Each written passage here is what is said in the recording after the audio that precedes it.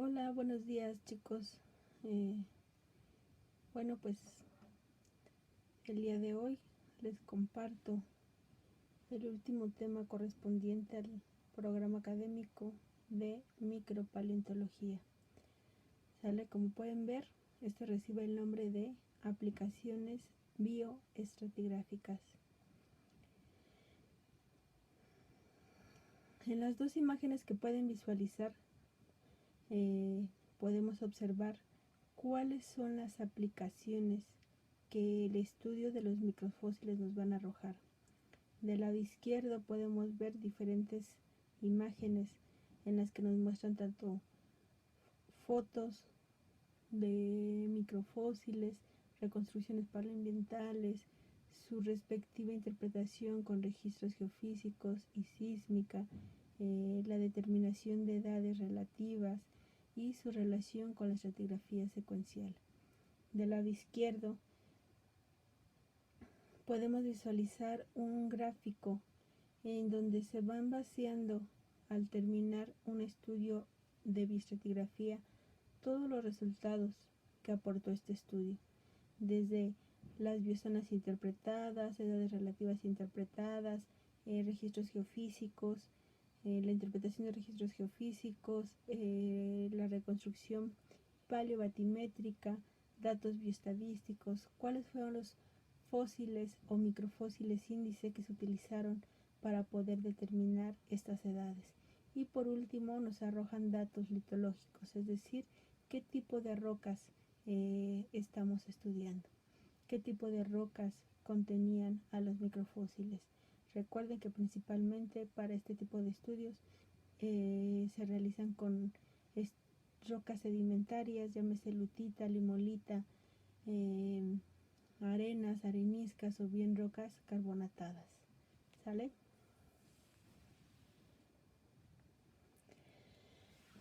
Bien, como pueden ver en la imagen, nos dice que la micropaleontología, desde que se descubrió, ha jugado y juega un papel muy relevante e importante para los objetivos de estudio de la bioestratigrafía. Recordemos que la bioestratigrafía es el estudio del contenido fósil en un estrato, ¿sale? Entonces la micropaleontología la vamos a estar utilizando dentro de los estudios bioestratigráficos. ¿Por qué? Porque pues es de esta manera como en conjunto con la estratigrafía vamos a poder determinar probables edades relativas, probables medios sedimentarios de depósito. Es por eso que tanto la micropaleontología como la estratigrafía van muy de la mano, y ya en cuanto a sus aplicaciones en los estudios de la industria recibe el nombre de bioestratigrafía. Y pues bien, este hecho ha permitido que la micropaleontología sea una disciplina paleontológica con mayor potencial desde el punto de vista de la geología aplicada. Y bien, decimos que la bioestratigrafía va a ser una ciencia intermedia entre la estratigrafía y la paleontología, ya que va a depender de estas dos disciplinas para que se pueda llevar a cabo el estudio de bioestratigrafía o bien de estudios de bioestratigrafía de alta resolución. ¿Por qué vamos a necesitar estas dos disciplinas? Bueno, con la estratigrafía porque tenemos que saber qué tipo de sedimento es el que vamos a estudiar a lo largo de mi secuencia. Si voy a tener lutita, limolita, arenisca, carbonatos, etcétera, etcétera. Y con la paleontología para conocer qué tipo de asociaciones de microfósiles voy a ir encontrando a lo largo de la columna que me permitan interpretar una edad relativa. Y esto a su vez me va a permitir realizar la subdivisión de los materiales estratificados, es decir, la subdivisión en unidades bioestratigráficas, es decir, esta subdivisión se va a llevar a cabo de acuerdo a los cambios de asociaciones microfaunísticas que se encuentran a lo largo de las secuencias. así como con los cambios litológicos, aunque no siempre un cambio de asociación faunística con litología no siempre van de la mano. Muchas veces sí y otras no. ¿Sale? Como podemos ver en la imagen, cada intervalo de estrato podemos observar una asociación diferente de fósiles o microfósiles. Por lo tanto, nos dicen que la bioestratigrafía es una herramienta clave para establecer la escala cronoestratigráfica y geocronológica, la cual ha adquirido una gran precisión cuando se utilizan los microfósiles. Es decir, que para poder crear la carta cronoestratigráfica que hoy en día conocemos con las eras geológicas, se tuvo que acudir o se tuvieron que utilizar los microfósiles para que estas cartas pudieran ser construidas. ¿Sale? Entonces, como pueden ver, el estudio de los microfósiles es muy importante, no nada más para la bioestratigrafía, sino también para la geología. Y bien, aquí en esta imagen podemos observar cómo a lo largo de las eras geológicas los organismos han ido cambiando, han ido evolucionando e incluso algunos se han extinguido. Si es que recuerdan, Darwin fue quien nos propuso esta teoría, la teoría de la evolución. Y esta teoría es un fundamento muy principal e importante para que los fósiles sean utilizados para determinar las edades relativas.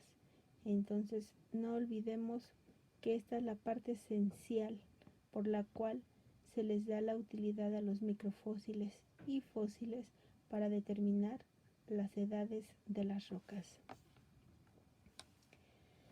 Y bueno, nos dice también que a partir de este hecho el tiempo geológico se pudo dividir en intervalos sucesivos y estos intervalos van a estar caracterizados por diferentes asociaciones de fósiles y microfósiles.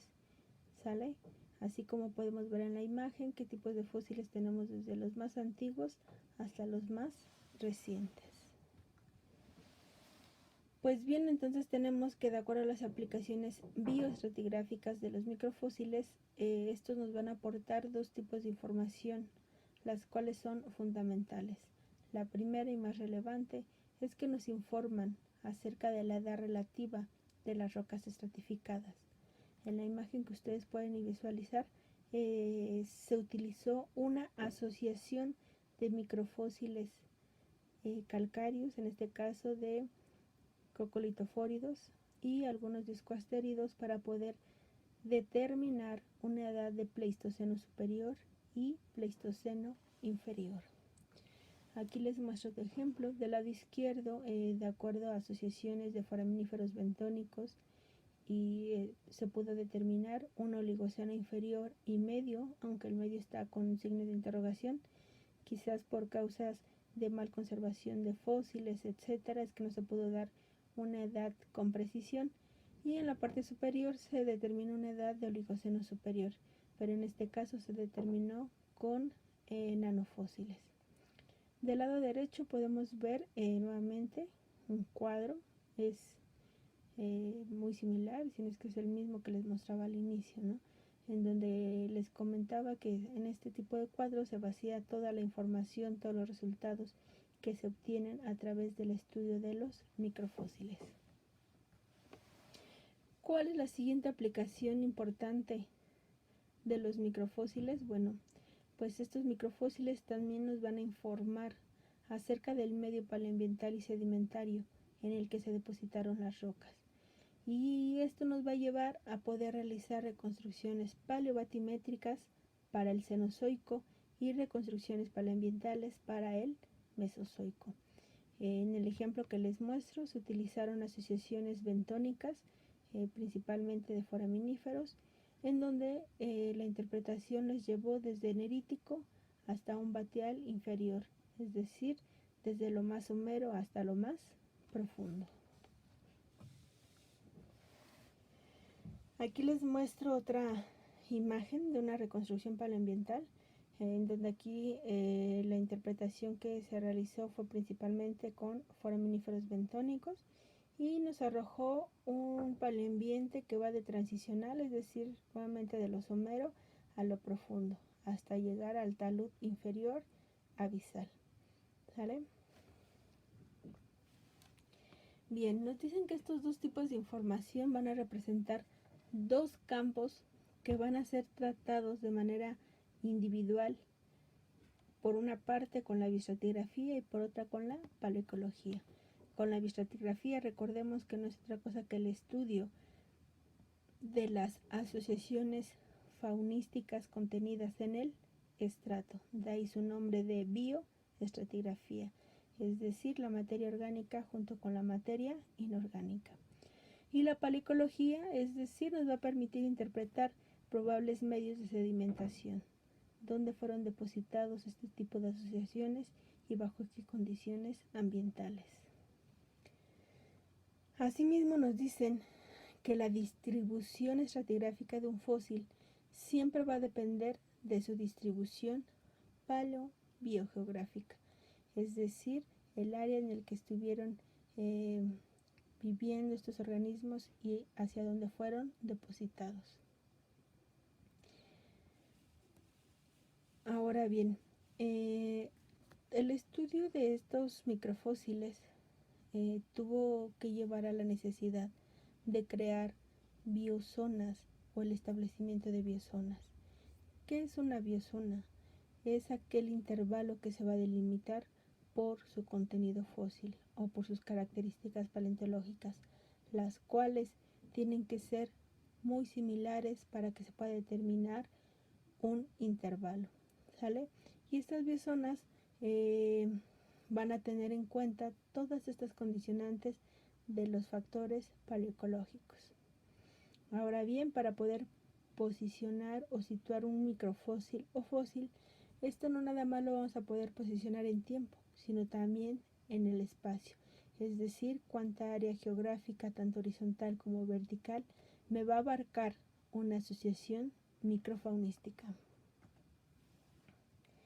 Por lo tanto, tenemos que la bioestratigrafía es la disciplina tanto de la geología como de la paleontología, y ambas en conjunto nos van a permitir realizar la reconstrucción de la historia de la vida de la Tierra. ¿Sale? Desde lo más primitivo, desde donde se conocen más organismos del Cámbrico a la actualidad. Así llegamos a lo que es una unidad bioestratigráfica, que nos dice que es el conjunto de estratos que constituyen una unidad, la cual va a ser caracterizada por su contenido fósil o bien por sus características paleontológicas, y que de esta manera podemos diferenciar estratos inferiores de estratos superiores. Como podemos ver en la imagen, nos arroja 5 regiones diferentes que quizás puedan ser de una misma columna. Sin embargo, se subdividieron de esta manera de acuerdo al contenido fósil o microfósil que presenta cada una de estas regiones. Y bueno, en la imagen anterior hablamos de una unidad bioestratigráfica y así llegamos a la biozona. ¿Cuál sería la diferencia entre estos términos? Bueno, pues no hay diferencias. Ambas tienen el mismo significado. Podemos llamarlas biozonas o bien unidades estratigráficas, teniendo siempre presente cuál es su concepto. Van a ser aquellos intervalos que van a estar caracterizados por su contenido fósil, ¿sale? Y bueno, pues nos dice que el espesor de esta biozona puede variar de acuerdo a una localidad a otra, de acuerdo a su extensión paleogeográfica, o bien de acuerdo a la extensión horizontal que estos puedan tener. Pueden ser hasta cientos de kilómetros. Podemos tener variaciones locales, regionales o bien hasta mundiales. ¿Cuáles van a ser los límites inferior y superior de una biozona? Bueno, pues estos límites van a recibir el nombre de biohorizontes, los cuales debemos de entender que un biohorizonte va a ser una superficie o un plano límite entre dos capas. Es decir, Estos cambios nos van a denotar cambios en las asociaciones faunísticas y algunas veces también cambios litológicos, aunque muchas veces no se lleve de esa manera. Bueno, aquí les pongo un ejemplo de cómo puede ser la distribución geográfica de las asociaciones microfósiles, y recordemos que estos cambios se van a denotar a partir de desde su origen hasta su extinción, es decir, va a conllevar todas las etapas de evolución de ciertos organismos microfósiles. Podemos visualizar la biozona A, biozona B, y en este caso nos especifican de la biozona A cuál fue su origen y su desaparición. De esta manera tenemos que una biozona se define como un cuerpo de roca caracterizado por su contenido fósil, ¿sale? Y esta va a ser la unidad básica para poder denotar cambios de las características paleontológicas a lo largo de una secuencia. Esta biozona va a ser muy utilizada dentro de los estudios bioestratigráficos para poder determinar edades relativas. Estas biozonas a su vez se van a dividir o a subdividir en 5 biozonas, donde vamos a tener la biozona de rango, intervalo, linaje, conjunto y biozona de abundancia. Y bueno, estas biozonas van a tener una característica principal. Todas estas van a tener un alcance estratigráfico. ¿Qué quiere decir? Que van a tener una primera aparición o presencia del organismo o de los organismos y una última presencia. A este rango, a este intervalo le vamos a dar el nombre de alcance estratigráfico. Y bueno, pues aquí tenemos otra imagen que igual nos denota lo que es un alcance estratigráfico desde la primera aparición hasta la última aparición, las cuales van a estar denotadas por las siglas que ustedes están observando en pantalla. Pero bueno, para que podamos denotar estos alcances estratigráficos necesitamos de un fósil índice. ¿Pero qué es un fósil índice? Bueno, pues como ya muchas veces se los he repetido, un fósil índice debe tener 3 características: amplia distribución geográfica horizontal, mínima dispersión vertical, es decir, en el tiempo, y un registro abundante. Cuando un organismo tiene estas 3 características, entonces se dice que nos va a ser útil para poder determinar biozonas y a su vez una edad relativa. Bueno, aquí tenemos otro ejemplo de alcances estratigráficos desde primeras apariciones hasta últimas apariciones, tanto en el Golfo de México como en la costa este de África y Europa. Otro ejemplo es el de los trilobites. Estas asociaciones faunísticas son fósiles índice para determinar edades del Paleozoico.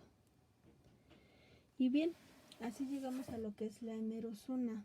La hemerozona va a ser una de las clasificaciones que van a englobar de manera más grande lo que es una biozona.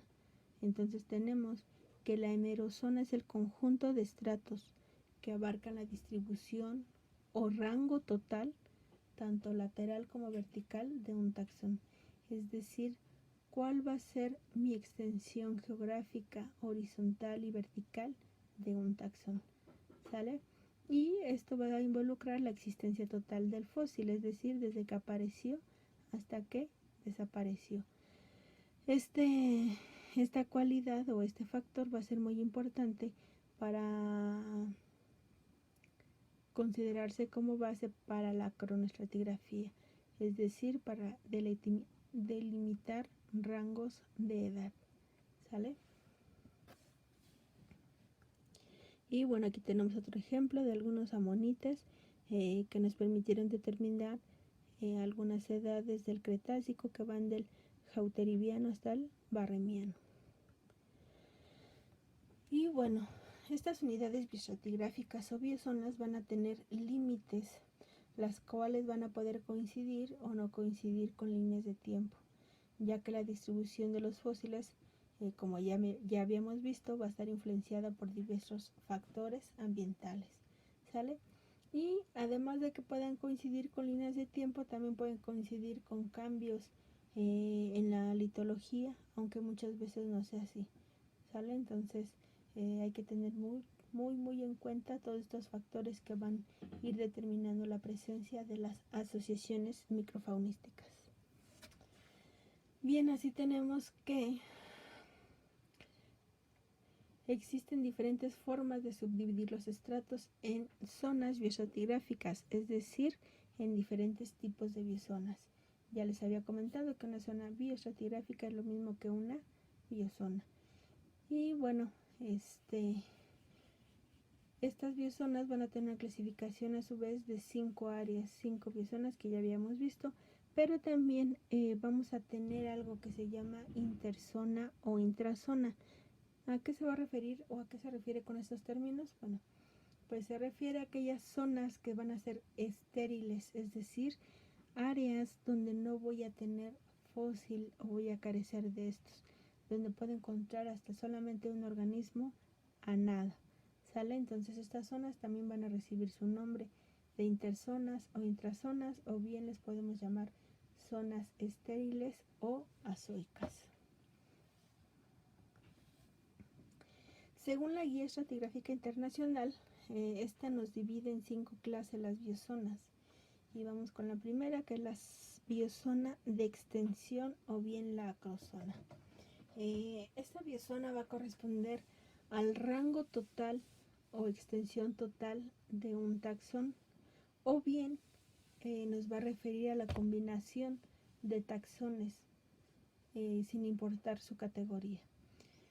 Entonces, de acuerdo a esto, tenemos que la biozona de extensión a su vez se va a dividir en dos. En una que es la biozona de extensión de taxón y la biozona de extensión coincidente. Iniciamos con la biozona de extensión de taxón. Este nos dice que nos representa la extensión o rango total de un determinado taxón, y se le va a dar el nombre de acuerdo al taxón índice que se esté seleccionando. Sus límites va a ser la primera aparición y última aparición del mismo taxón. Luego vamos a tener la biozona de extensión coincidente, es decir, aquella que representa la parte coincidente de las zonas de extensión.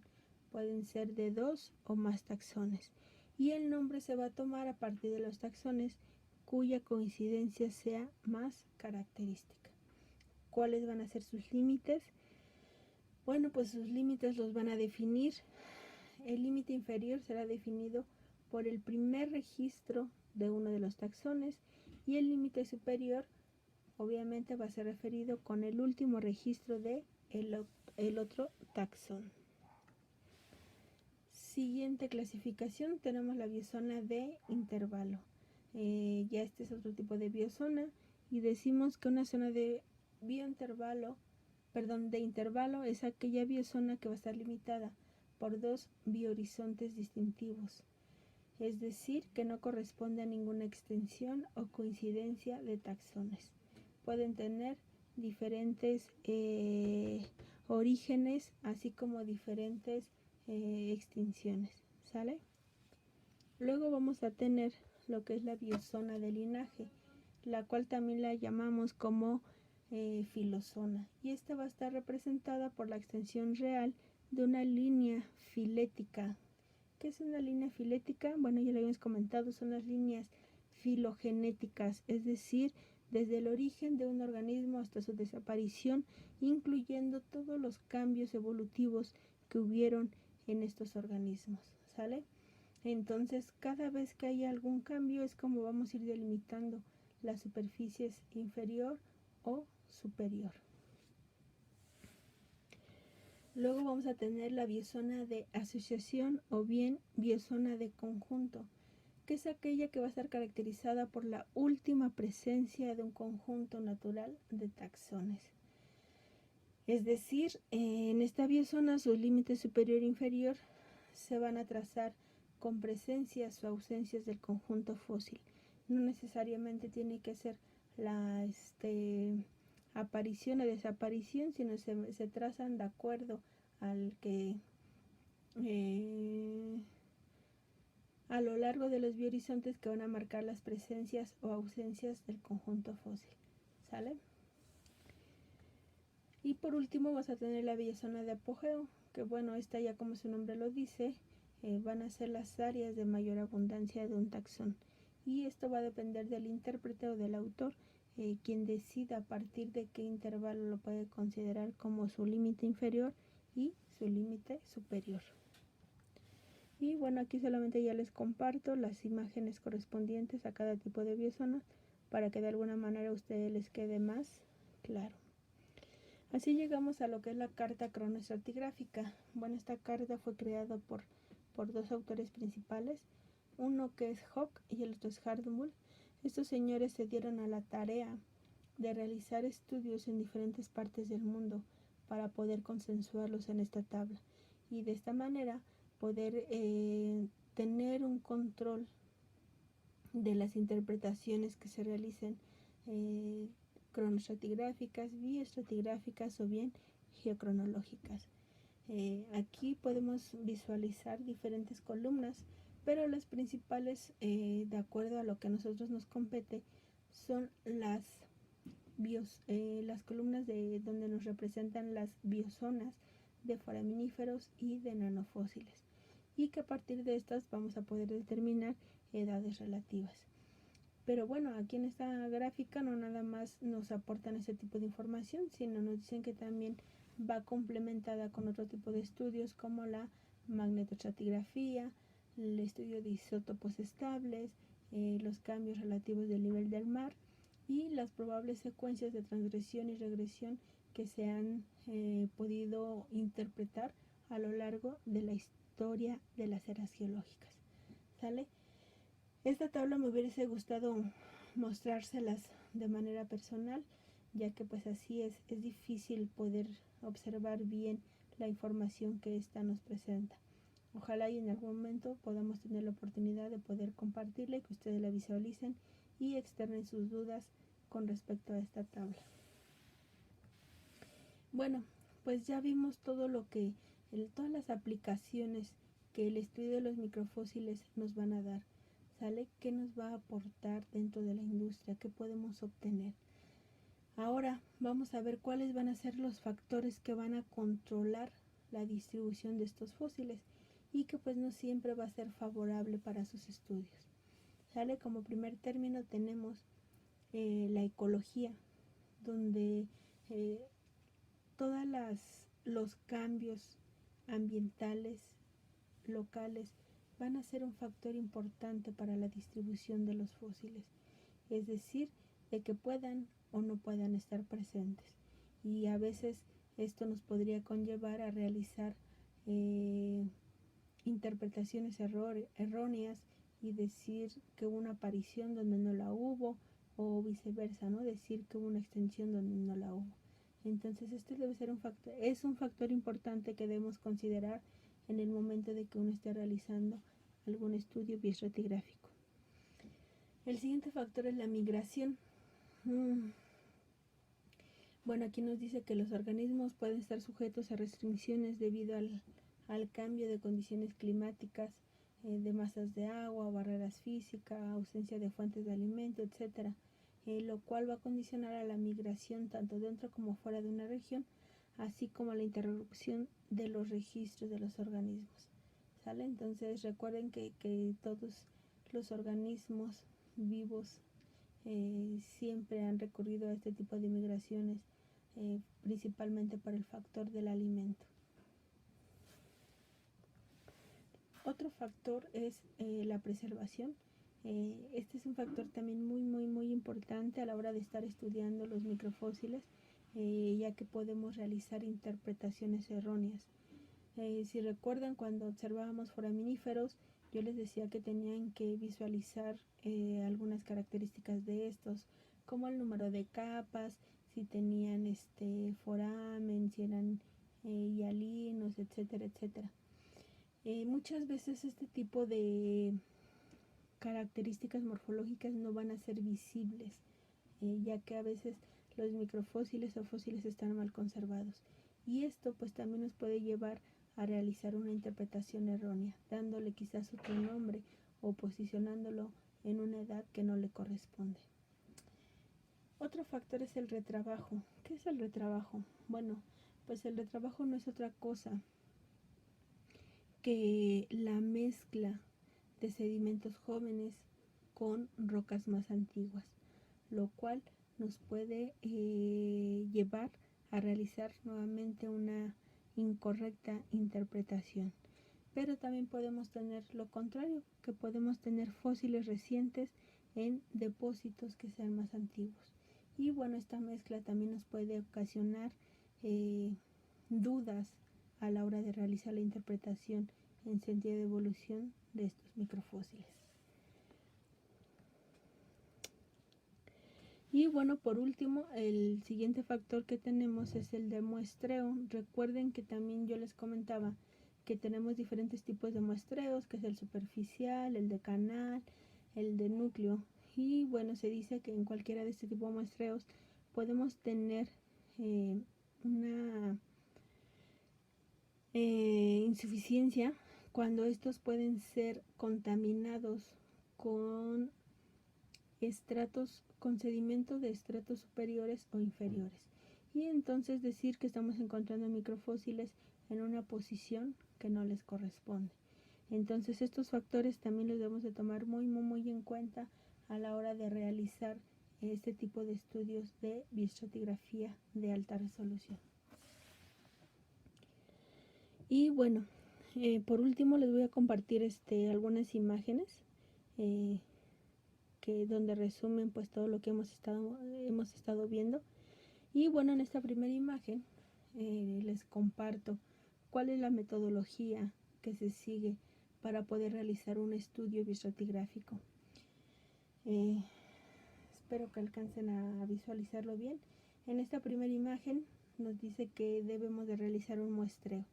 Nuevamente ya sabemos que puede ser un muestreo superficial, un muestreo de muestras de canal o bien de núcleo, ¿no? Ver cuál es su distribución a lo largo de la columna, de lo más profundo. Recuerden que si son muestras de canal núcleo debemos ir de lo más profundo a lo más reciente, es decir, de lo más antiguo a lo más joven. En una segunda etapa vamos a tener el proceso de estas muestras que hemos recaudado, en donde recuerden que para poder visualizar foraminíferos planctónicos y bentónicos tenemos que llevar a cabo el proceso de levigado o lavado, ¿sale?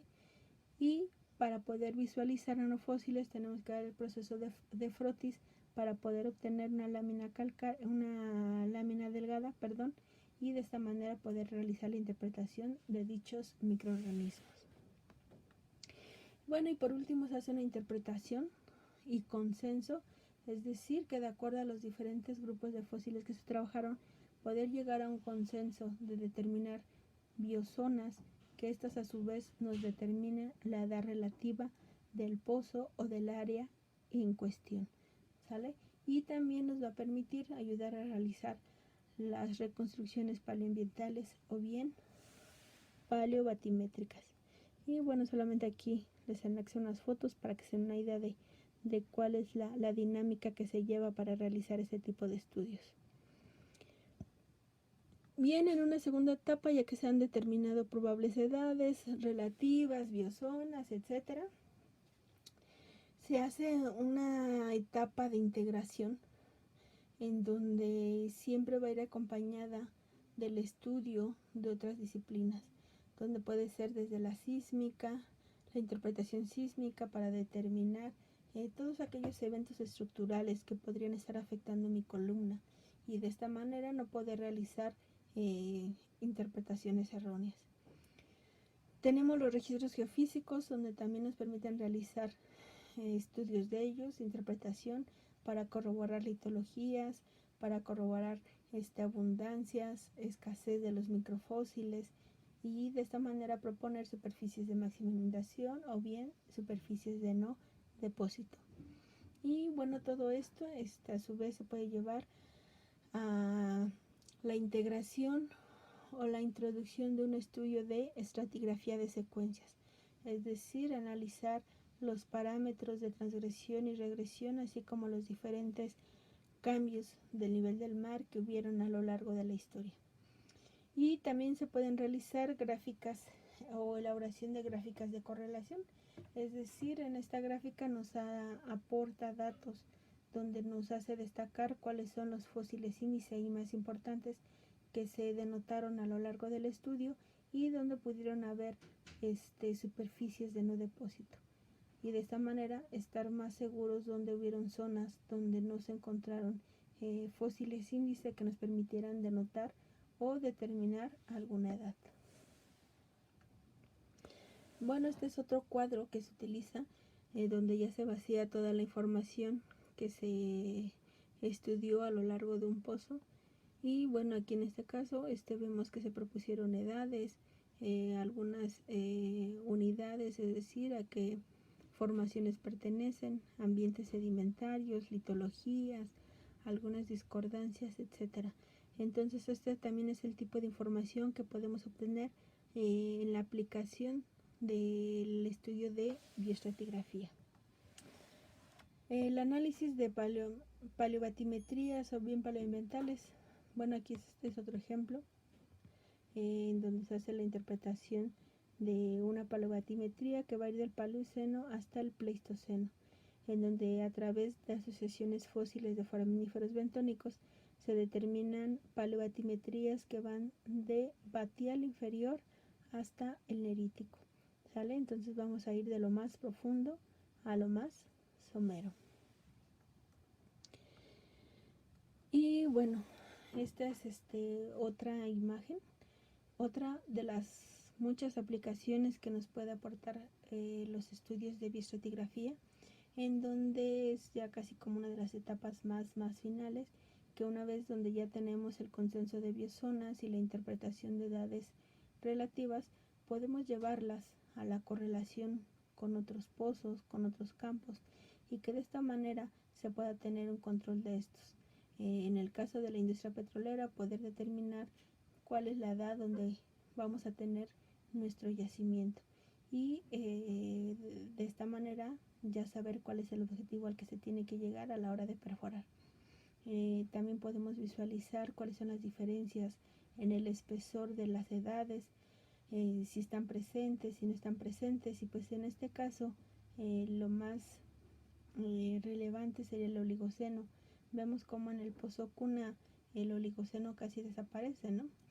Pero realmente desaparece, ahí quedaría como la incógnita, ¿no? O sea, tendríamos que revisar muestras más abajo para realmente si se erosionó el oligoceno o aún está presente, pero ya no se cortaron muestras de esa edad.